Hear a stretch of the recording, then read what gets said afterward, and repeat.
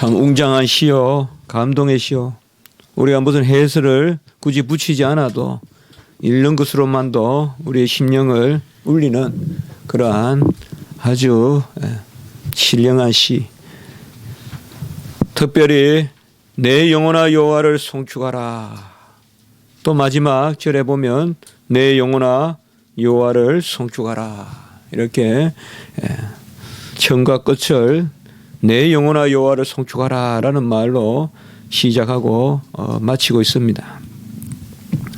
이 시편은 다윗의 시로 그렇게 표제가 붙어 있고 여러 설은 있지만 그 배경에 대한 여러 설은 있지만 대체로 그가 어떤 몸의 질병 후에 오늘 내용에 보면 그런 내용이 나오거든요. 질병에서 고치셨다. 그러니까 병을 겪고 나서 쓴 시다라고 보는 경우도 있고 또 바세바와의 어떤 그러한 범죄 후에 바세바를 범하는 그런 범죄 후에 시를 쓴 우리 51편과 같이 어떤 그런 회개 상황에서 또 시를 썼다. 뭐 보는 여러 경우가 있지만 어쨌든 오늘 이 시편의 가장 중요한 것은 여호와를 송축하는데 그 여호와가 누구시고 또 그 여호와께서 우리에게 베푸신 것이 무엇인가.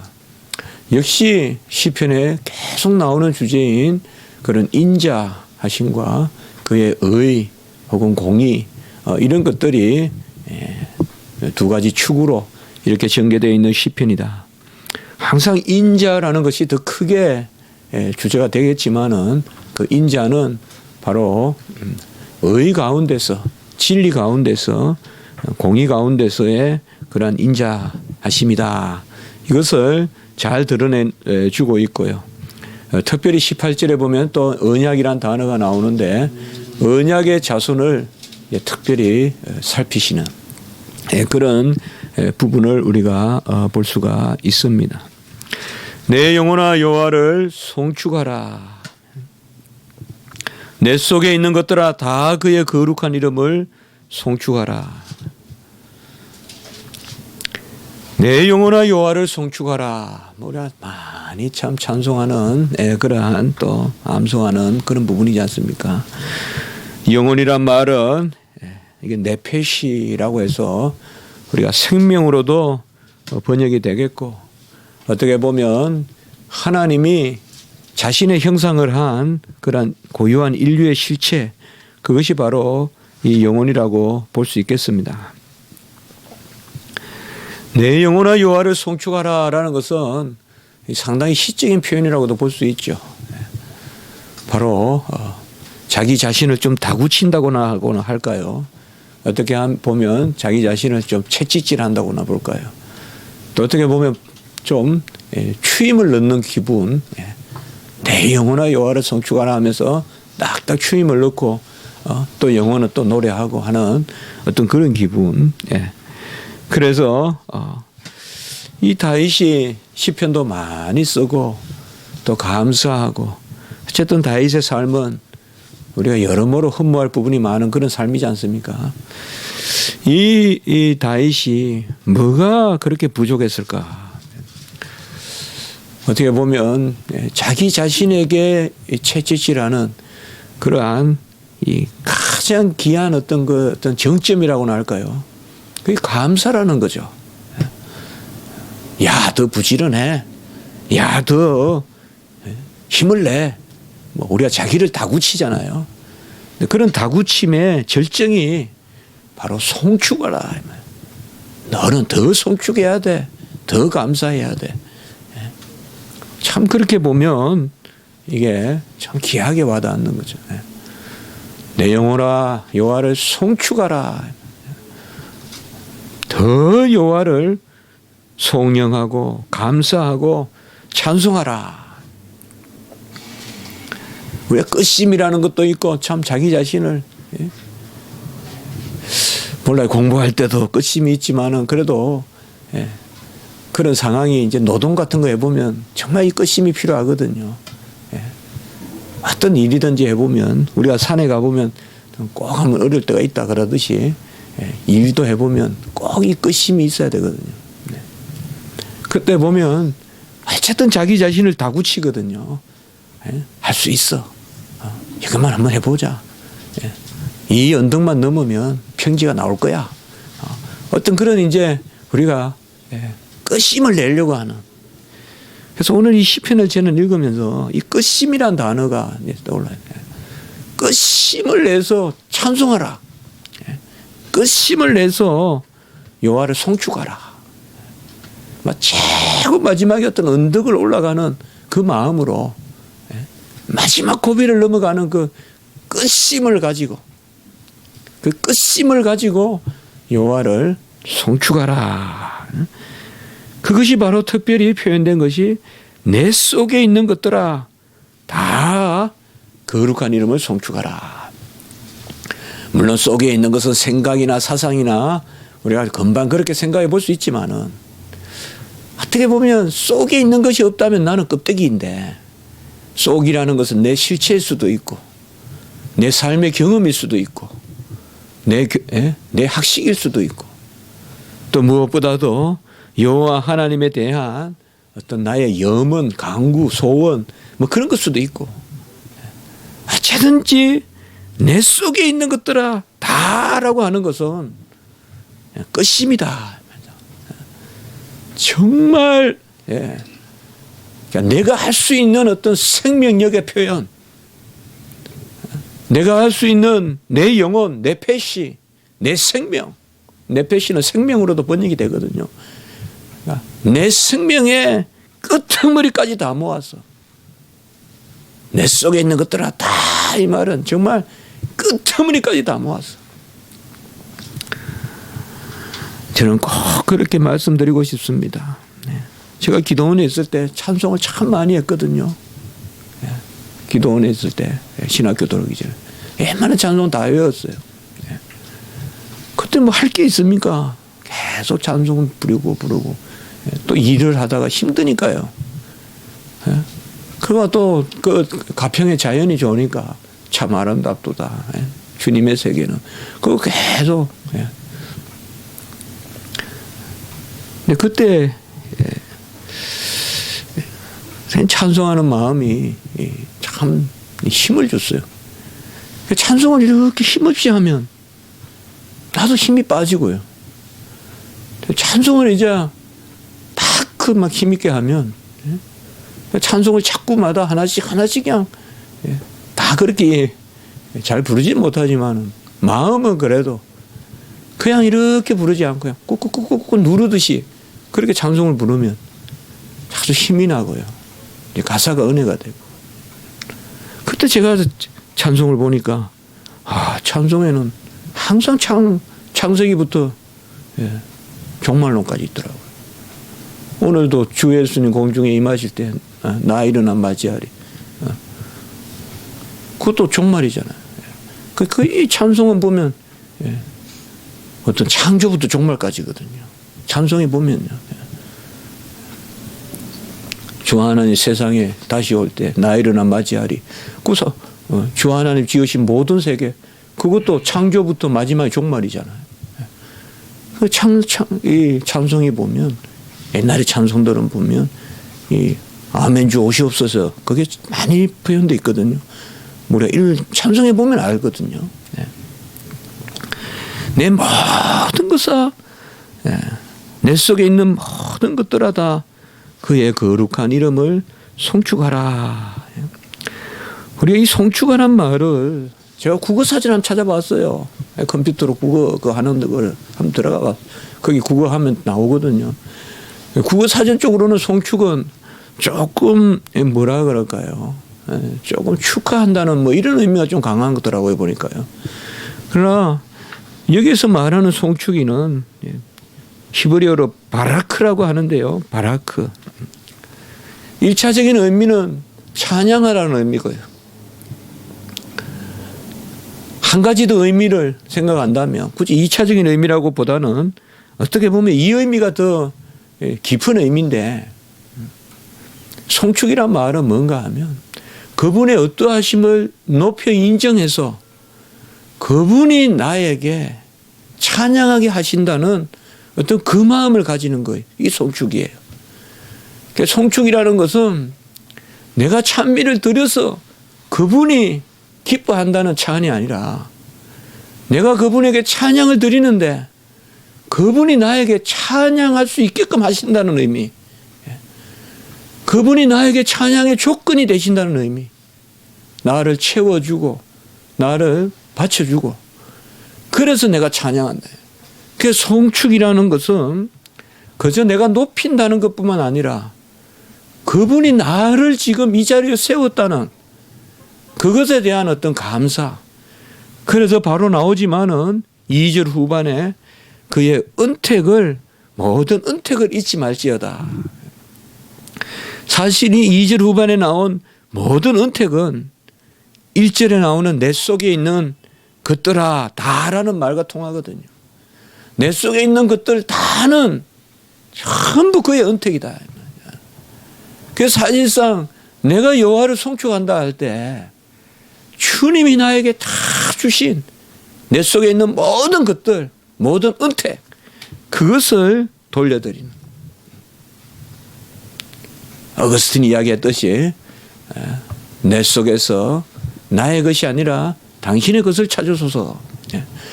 내 속에서 당신의 것을 찾으소서. 나에게 의미 있는 것은 나의 것이 아니다. 이미 주신 것이다. 그런 의미에서 송축이라는 것은 어떻게 보면 서원적인 그러한 찬양이다. 이미 나에게 주신 줄 믿고 지금 나에게 주시는 걸 믿고 또 미래에도 주실 것으로 믿는. 그래서 제가 이 송축이라는 것을 가장 잘 표현하는 것이 뭘까? 바라크란 단어를 히브리서 11장 1절이 떠오르더라고요. 제가 이번 주에 일주일 내내 월화수 믿음에 대해서 설교했거든요. 우리를 살리는 믿음이라고 해서 7번 믿음을 설교하니까 장로님들도 나중에 기도할 때는 전부 믿음이고 한 사흘 동안은 그냥 믿음에 얼부무려가 살아서 그냥 모든 것을 제가 그냥 믿음을 중심으로 이야기했어요. 믿음이 살린다. 믿음으로 살아야죠. 믿으면 되죠. 믿음이 없으니 혼나죠. 뭐 하여튼 어쨌든 대통령 믿음 했더니 저도 이상하게 믿음이 막 생기는 것 같아요. 이상하게 빨리 막 설교 마치고 숙소 가서 기도하고 싶고 그런 마음이 좀 생기더라고요. 이상하게 숙소 가서 빨리 앉아서 무릎 꿇고 기도하고 싶고 그런 마음이 좀 많이 생겼어요.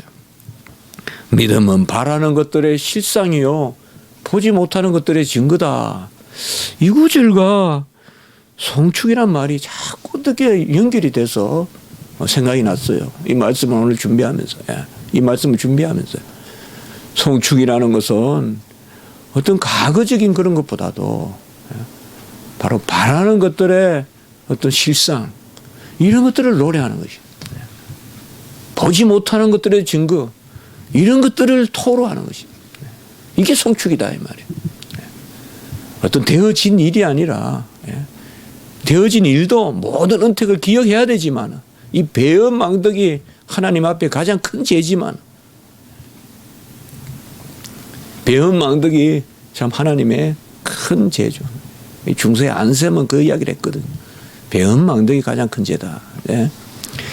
이 배은망덕이 가장 큰 죄지만은 사실상 과거에 머물러 있지 않고 우리가 이제 눈이 오고 하는데 우산은 이제 비 올 때 우산을 이렇게 받잖아요. 그 우산을 받으면 그걸 뭘 의미해요? 내 옷은 지금 나는 젖지 않았잖아요. 과거죠. 지금 젖지 않고 있죠. 현재죠. 또 젖지 않고 가죠. 미래죠. 우산을 받고 있다는 것은 과거, 현재, 미래를 다 포함하거든요. 지금 우산을 제가 이렇게 들고 우산을 받고 간다는 것은 지금 내 옷이 깨끗하게 비에 젖지 않고 있고 과거의 감사고 지금 비를 맞지 않고 있고 현재적인 감사고 또 비를 맞지 않은 그것으로 우산을 받고 우리가 목적지로 가잖아요. 바로 송축이라는 것은 그런 것입니다. 나의 것이 다 하나님으로부터 오신 것. 이 송축을 오늘 시편은 먼저 자기 자신을 다구치는 우리는 무엇보다도 내 영혼아 여호와를 송축하라. 내 영혼아 여호와께 감사하라. 내 영혼아 여호와를 경배하라. 내 영혼아 여호와의 모든 은택을 잊지 말지어다. 이걸 좀 다구칠 필요가 있다. 다윗은 그것을 지금 다구치는 거예요. 마지막에도 내 영혼아 여호와를 좀 송축하라. 너는 왜 이렇게 게으러? 너는 왜 이렇게 능력이 없어? 너는 왜 이렇게 무능해? 이런 것을 다구치기보다도 정말 우리가 다구치는 절정은 가장 귀한 것은 왜 찬미하지 않냐? 너 일어나 왜 찬미하지 않냐? 왜 끝심을 가지고 찬미하지 않냐? 왜 마지막 힘 하나 그걸 찬미에 쏟지 않냐? 왜 죽어라 찬송하지 않냐? 세상의 새도 죽어라 노래하는데 왜 우리 인간은 대충 그냥 그렇게 찬송하냐? 항상 죽기 살기로 왜 찬송하지 않냐? 이 송축이 나에게 다구치고 20절에서 21절에 보면 천사들이 송축할지어다. 또 이렇게 오늘 20절, 21절에서는 말하고 있고요. 여호와의 천사들이여 여호와를 송축하라. 21절에 보면 모든 천군이여, 뭐 천군은 천사라고도 볼 수 있지만 모든 하늘의 무리 여호와의 일을 시중드는 그러한 무리여 여호와를 송축하라. 그리고 22절에 보면 여호와의 지으심을 받고 그가 다스리시는 모든 곳에 있는 너희여. 이것은 사람을 뜻할 수도 있지만 천지 모든 만물이여 그가 다스리시는 모든 곳에 있는 너희여 여호와를 송축하라. 그래서 여기서는 지금 오늘 시편에서는 내가 나를 다구치면서 이 다윗은 왕이잖아요. 내가 여호와를 송축하라. 너희여 여호와를 송축하라. 하늘에 있는 천군 천사여 여호와를 송축하라.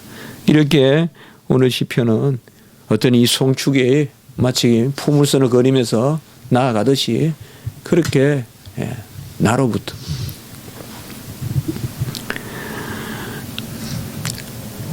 성경의 교훈은 우리가 여호와 앞에서는 상한 심령을 가지되 항상 송축하는 심령, 감사와 찬송하는 심령을 가지라고 말씀합니다.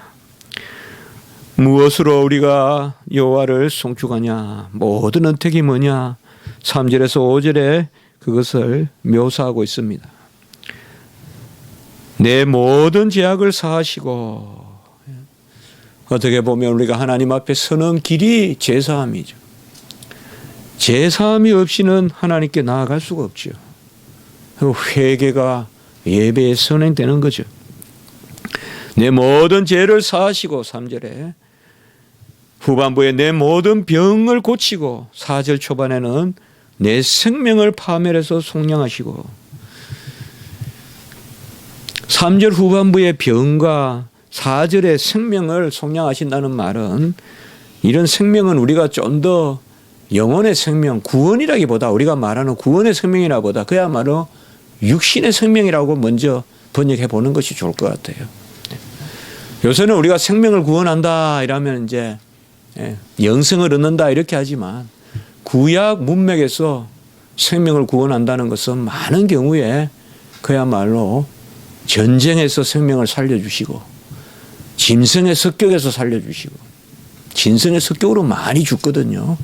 광야에 그 배고픈 그런 짐승들의 습격을 받고 불뱀의 습격을 받고 그래서 나를 죄악에서 사하실 뿐만 아니라 병을 고쳐주시고 많은 죽을 일들에서 나를 구원해 주셨다. 나를 속량해 주셨다. 그러니까 이런 표현을 꼭 신학적인 어떤 영생이 아니라 진짜 생명을 살려준 것을 이렇게 많이 표현합니다. 내 생명을 속량하셨다. 내 생명을 값주고 사주셨다. 전쟁에서 살려주시고 길 갈 때 보호해 주시고 우리도 깨어서 만사 매사 감사한다면 우리가 교통사고 나지 않은 것도 내 생명을 속량하신 것이요. 얼마나 위험이 많은 그런 세상입니까? 재난도 많고. 그럼 우리는 하나님이 지켜주시고 참 우리 자녀들이 뛰어다니는 거 보면 얼마나 위험합니까? 그래도 하나님이 매번 발을 붙드셨어. 정말 자녀들 학교 갈 때 보면 진짜 조심스럽거든요. 그래야 말이 나오거든요. 조심해라. 안전하게 다녀라. 바로 생명을 그 화살에서 지켜주시고 인자와 긍휼로 간을 씌우시고 4절에 그렇게 말씀하고 있습니다. 물론 다윗은 그러한 왕의 간을 썼지만은 그는 여기에서 인자와 긍휼로 간을 씌우셨다 이렇게 말합니다. 우리의 면류관은 내 공로가 아니라 우리의 면류관이 있다면 면류관은 자랑이거든요. 우리의 자랑이 있다면 그것은 여호와의 인자와 긍휼밖에 없다. 내가 자랑할 것은 여호와가 나를 사랑하셨다는 것과 여호와가 나를 불쌍히 여기셨다는 이거 외에 무슨 우리의 면류관이 있냐. 자랑은 하되 내 것으로 여기면 안 돼. 내가 한 것 같이 자랑하지 말고 고린도전서에 나오지만 바로 자랑하는 자는 같이 합니다. 주 안에서 자랑할지어다. 그게 우리의 면류관이다. 주님이 나를 붙드시고 주님이 나를 불쌍히 여겨주신 그게 우리의 면류관이다. 세상에 무슨 벼슬이고 세상에 무슨 총회장이고 총장이고 그게 면류관이 아니라 여호와가 나를 얼마나 사랑하셨는가. 인자와 긍휼이 면류관이다. 우리가 쓸 면류관은 우리의 자랑은 내 자랑이 아니라 여호와의 자랑이다. 하나님 자랑이다.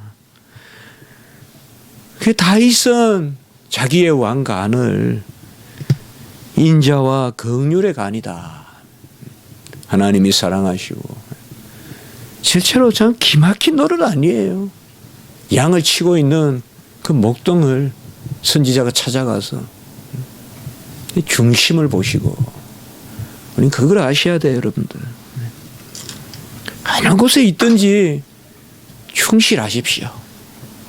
어느 곳에 있든지 충실하시고 내게 귀한 것을 드리십시오.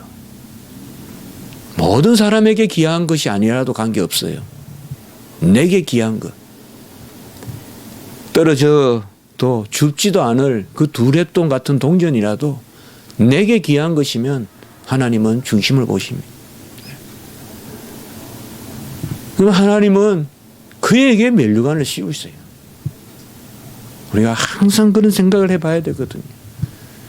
이 다윗에게 기름 부음이라는 것은 얼마나 귀한 사건입니까? 여호와가 부족한 종을 찾아오셨다는 것이 얼마나 귀한 사건일까요? 제가 어떻게 신학교에서 가르치고 있습니까? 참 꼬집어도 실감이 안 나는 거예요. 실감이 안 나요. 불과 신학교에 가서 배운다고 가가격가 할 때가 불과 10년 전인데 10년 후에 학생들을 가르치고 있는 제 모습이 실감이 나겠냐고요, 이게. 아무것도 모르던 사람이 가르치고 있으니. 다 하나님이 하신 것이죠. 무슨 제가 제 면류관을 쓰겠어요. 하나님의 인자와 하나님의 긍휼이 여기심.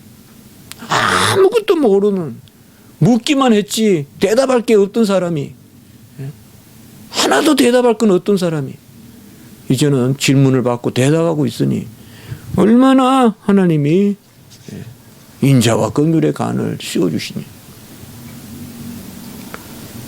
항상 우리는 지난 설교도 이해했지만 처음의 것을 우리가 기억하고 끝까지 지키고 히브리서 3장 6절과 14절에 나오는 바로 믿음의 학생과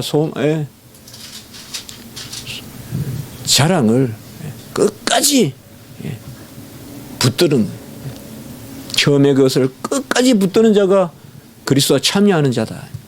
히브리서 3장 6절과 14절.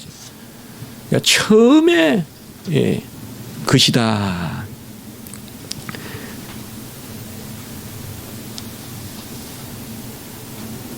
우리가 그렇게 말씀을 나누었죠. 처음의 것을 우리가 깊이 묵상해야 전적 은혜가 보인다. 처음에 우리를 부르신 인자와 긍휼로 간을 씌우시고 좋은 것으로 내 소원을 만족하게 하사라고 이렇게 말하고 있습니다. 좋은 것이 무엇이겠습니까? 하나님이 주신 것이요. 사실 이 표현은 너무나 상투적이고 너무나 수월한 그런 표현 같지만 또 이 표현보다 더 좋은 게 어디 있습니까? 좋은 것으로 주신다. 하물며 그들이 악할지라도 좋은 것으로 줄 줄 알거든. 하늘에 계신 너희 아버지께서 어찌 우리가 마태복음에 나오잖아요. 좋은 것으로, 선한 것으로, 성령으로 주시지 않겠느냐. 하나님은 우리에게, 다윗에게 좋은 것으로 소원을 만족하게 하사. 같이 합니다. 좋은 것은 여호와께 속한 것이다. 여호와께 속한 것으로 만족하게 하사. 우리는 저지 밀려가 기도를 많이 했다. 5만 번 이상의 응답을 받았다. 그런 이야기도 하잖아요. 매번 하는 이야기인데 사실상 다윗의 시편을 보면 참 다윗도 응답을 많이 받았구나. 우리가 그렇게 생각해 볼 수가 있어요. 엘리야도 보면 아주 많이 응답을 받았어요. 우리가 구약에 말씀들 읽고 믿음의 일꾼들을 대할 때는 항상 숨어있는 기도와 그것에 대한 응답을 좀 생각해 볼 필요가 있어요. 우리가 항상 숨어있지만 기도가 있어요. 그 엘리야도 여호와께서 말씀하시되, 그 엘리야도 보면 큰 비를 내릴 거라는 여호와가 하나님의 뜻을 알고 갈멜산 꼭대기에 올라와서 기도하거든요. 그러니까 거기 성경만 보면 큰 비가 내릴 것을 어떻게 알았겠어요? 기도하는 가운데 안다고요. 집에서 기도했단 말이에요. 처소에서. 그러니까 큰 비 소리가 큰 비를 내리실 거라는 것을 분별한 거예요. 그래서 갈멜산 꼭대기에 올라가서 이제 제사장적 기도를 드리는 거예요. 민족을 대표해서. 숨어 있어요. 그냥 큰 비가 하나님이 큰 비를 주실 것을 말씀하시니 그래서 기도하러 올라가죠. 7번이나 바다 쪽을 보라니까 아무것도 없는데 손바닥만한 구름이 오니까 바로 큰 비가 올 거라 그러면서 빨리 행장을 갖춰서 방이여 내려가라 그러잖아요. 그게 뭔가 하면 전부 다 기도 가운데서 응답이죠. 오늘도 여기 보면 좋은 것으로 내 소원을 만족하게 하사. 이건 기도 응답이에요. 이 기도 응답이라고요. 항상 기도하게 하시고 이루시고 기도하게 하시고 이루시고. 근데 성경은 다 기도하게 하셨단 말을 안 쓰지만은 우리가 그렇게 읽어야 돼요. 그렇게 우리가 성경을 볼 필요가 있다. 내 청춘을 독수리같이 새롭게 하셨다라고 이렇게 말하고 있습니다. 독수리는 가장 나이가 들어도 힘이 떨어지지 않는 그러한 새로 알려져 있다고 합니다. 그래서 늙어도 노연해도 힘이 있는, 또 오래 사는, 이사야 65장 20절에 보면 우리가 100세에 죽는 자도 젊은이다. 100세에 죽는 자가 젊은이다. 그렇게 이제 말세에 대해질 일을 이야기하는데, 어쨌든 100세가 돼도 힘이 있다 이거죠. 그렇게 다윗을 하나님이 붙들어서 그 모든 언택을 잊지 말지어다라고 이렇게가 말씀하십니다. 3절에서 5절은 좀 더 다윗의 개인적인 그러한 감사의 고백이고, 이제 6절 이하로는 보면 이 여호와가 어떤 여호와 하나님이냐. 6절에는 공의로운 하나님이고 8절에는 긍휼이 많고, 그래서 이제 계속 시편에 나오는 이 두 가지 우리가 계속 보지만은 인자와 긍휼과 자비, 사랑, 그 한 축과 공의와 의와 심판과 진리와 진실과 성실과 여기 또 한 축과, 그래서 항상 이 두 가지가 같이 있는, 이게 이제 은혜와 진리가 충만하다. 요한복음에 그렇게 우리가 간다고 봤잖아요. 이게 언약이다. 의를 이루시는 하나님의 사랑, 아들의 의를 통하여 이루시는 아버지의 사랑. 여기도 또 그렇게 나오는 거죠. 이게 시편 기자나 구약의 성도나 또 신약의 성도나 할 것이 없이 사랑이라면 의가 깔려 있는 거예요. 하나님의 의 가운데 사랑이지 하나님의 의를 넘어서는 건 없어요. 그러니까 이미 하나님이 그의 법 가운데서 사랑하시는 거지, 뭐 그의 법을 넘어서는 어떤 그런 사랑, 그런 건 없어요. 어떻게 보면 진리, 의, 공의, 진실, 그의 폭과 넓이와 그 보유함, 깊이와 길이와 그게 사랑이라고도 볼 수 있어요. 어떤 진리가 팍 꽃을 피우면 그게 사랑이지, 무슨 진리와 무관한 사랑, 그게 아닙니다. 우리 시편을 통해서 계속 이 백몇 편 동안 올 동안 계속 이걸 확인하고 있는 거예요. 여호와의 사랑은 바로 지식 가운데, 다트, 지식 가운데 사랑이다. 공의로운 일을 행하시는데 8절에 보시면 긍휼이 많으시고 은혜로우시며 노하기를 더디하시고 인자함이 풍부하시도다라고 이렇게 말씀하고 있습니다.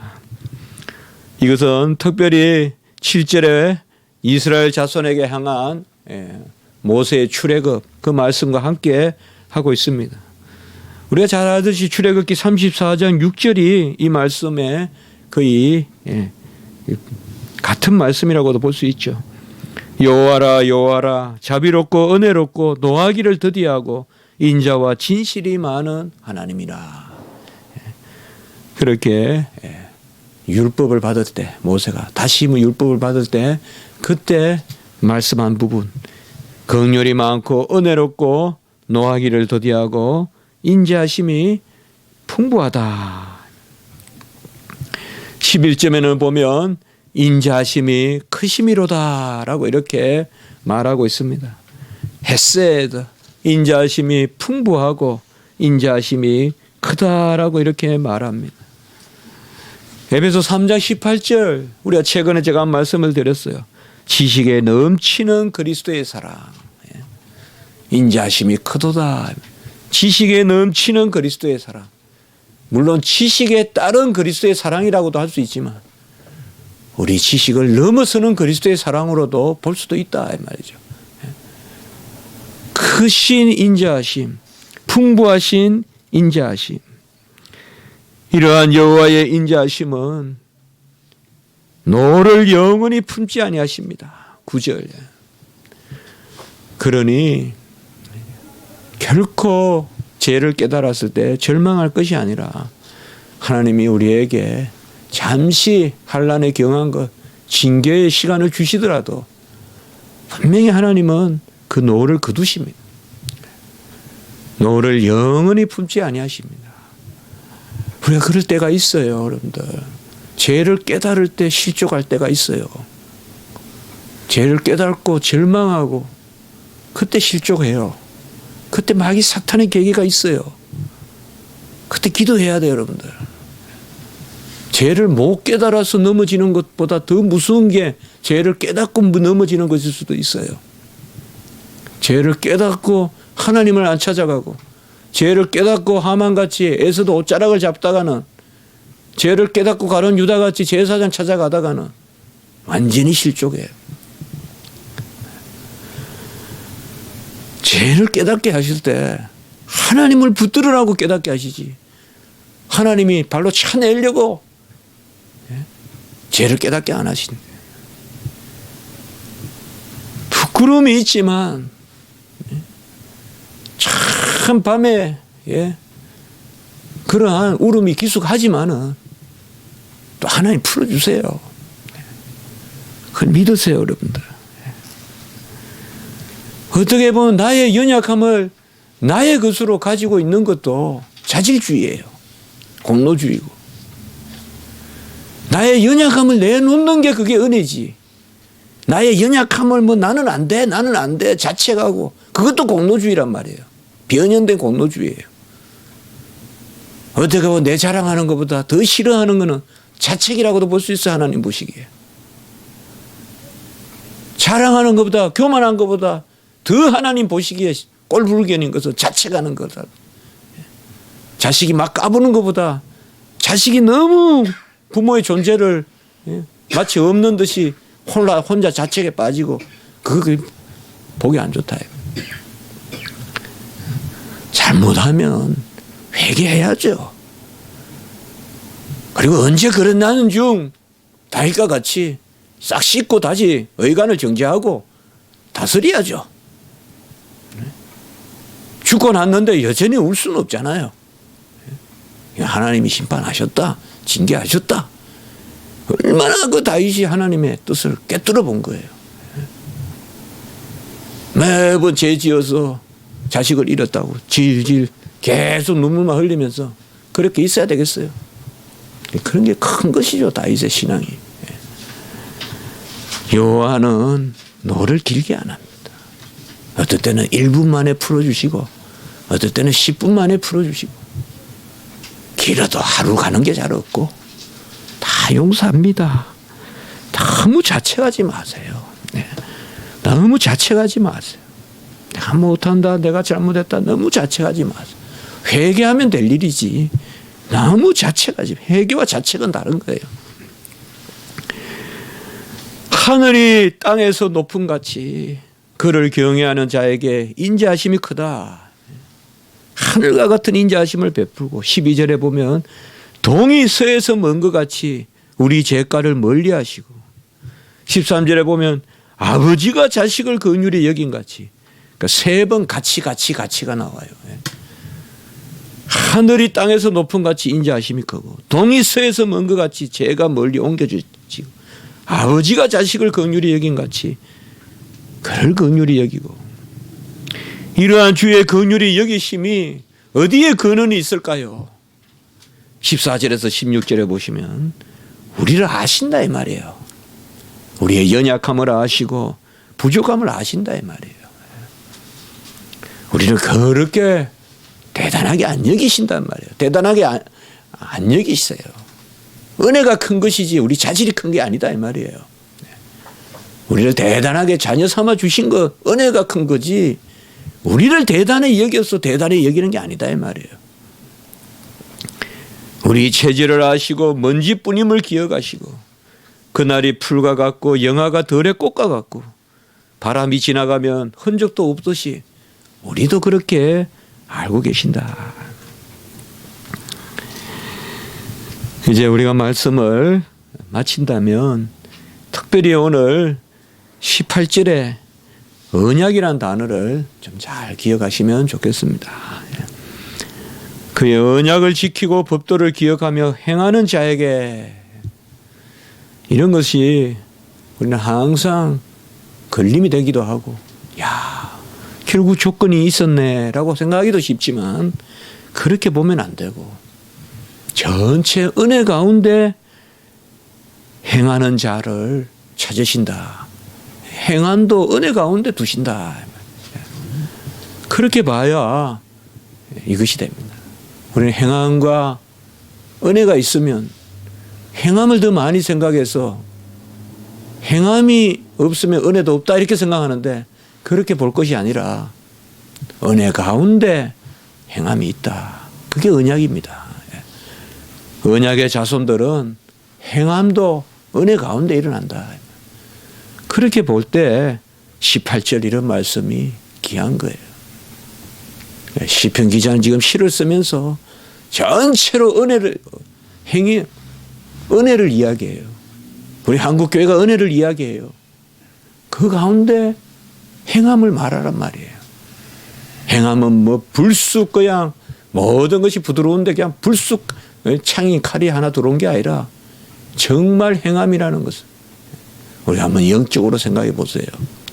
모든 게 은혜 가운데 행함이 그 안에 녹아 들어가 있는 거예요. 행함이 그 안에 녹아 들어가 있는 거예요. 너무나 저는 오늘 이 시편에 가장 중요한 클라이막스 18절이라고 생각해요. 어떻게 보면 이 시편에 전체로 안 어울리는 것 같지만 그의 언약을 지키고 법도를 기억하여 행하는 자에게 이 말이 은혜로 들려야 돼요. 이제 우리는 이 말이 은혜의 열매로 보여야 되고요. 이 말이 꽃이 피어지는 것으로 느껴져야 돼요. 은혜와 배치되고 이게 무슨 절대 조건같이 여겨지고 그게 아니다.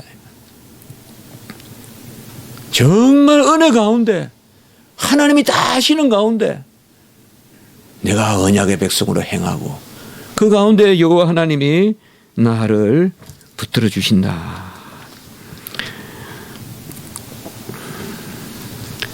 17절을 같이 한번 읽음으로 우리가 오늘 말씀을 마치겠습니다. 17절 같이 읽겠습니다. 시작.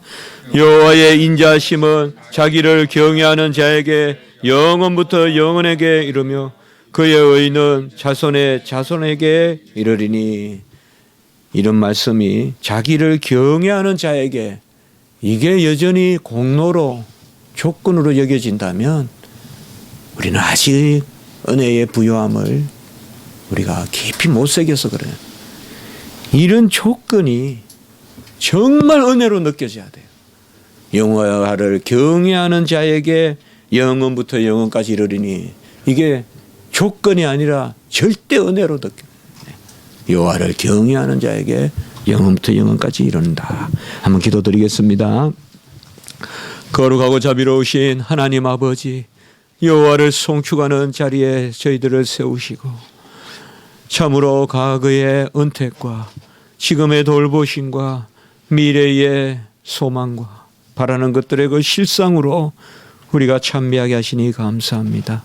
모든 영광 홀로 받아주시옵고 오직 언약의 백성으로 은혜의 말씀 가운데 우리가 경외하기를 힘쓰고 또 여호와의 법대로 행하기에 힘쓰는 그 은혜의 행위가 우리 가운데 있게 하시고 송축하는 그것으로 우리를 다구치고 끝심을 내서 여호와를 찬미하는 저희들이 되게 해 주시옵소서. 감사하옵고 구주 예수 그리스도 이름으로 기도드리옵나이다. 아멘.